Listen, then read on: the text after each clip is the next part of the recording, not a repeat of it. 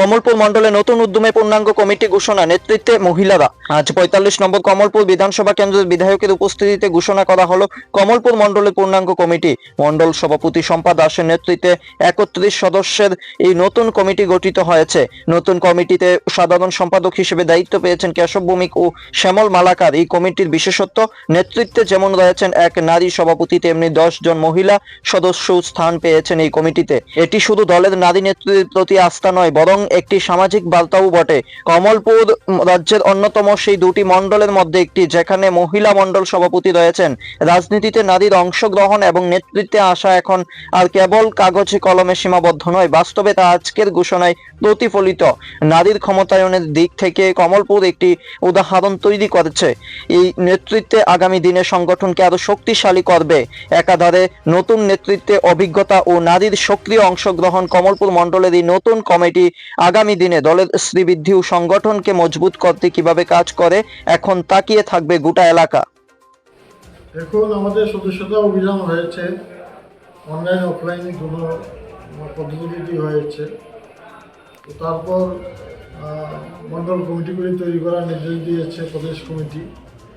সেই মোতাবেক কমলপুরের মণ্ডল সভাপতি ৩১ জনের মণ্ডল কমিটি তৈরি করেছেন। এই মণ্ডল কমিটি আজকে ঘোষণা দেওয়া হয়েছে, কার্যকর্তারা উপস্থিত ছিলেন। তার মধ্যে কিছু পরিবর্তনও হয়েছে। আগের কমিটিতে যারা ছিলেন তার মধ্যে ২-৪ জন বাদ পড়েছেন, ২-৪ জন অ্যাড হয়েছে। নতুন কমিটি কে আমি অভিনন্দন জানাই।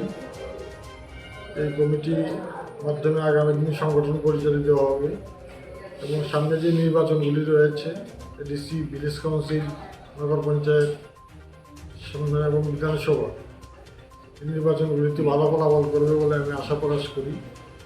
নতুন কমিটির মধ্যে যেমন যুবা রয়েছে, তরুণ রয়েছে, অভিজ্ঞতা সম্পন্ন ব্যক্তিত্ব রয়েছে, সবার মধ্যে মহিলা রয়েছে।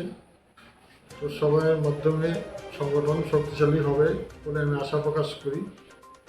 কতজনের কমিটি হয়েছে? ৩১ জনের কমিটি হয়েছে, তার মধ্যে মহিলাও আছে ১০ জন। তো মহিলা কতজন বললেন? ১০ জন মহিলা আছে ৩১ জনের মধ্যে। তো নতুন কমিটি শক্তিশালী সংগঠন তৈরি করবে কমলপুরে এবং তাদের মাধ্যমে কমলপুরের সংগঠন এগিয়ে যাবে এবং আমরা সামনে নির্বাচনগুলিতে ভালো রেজাল্ট করতে পারবো বলে আশা প্রকাশ করি। সেটা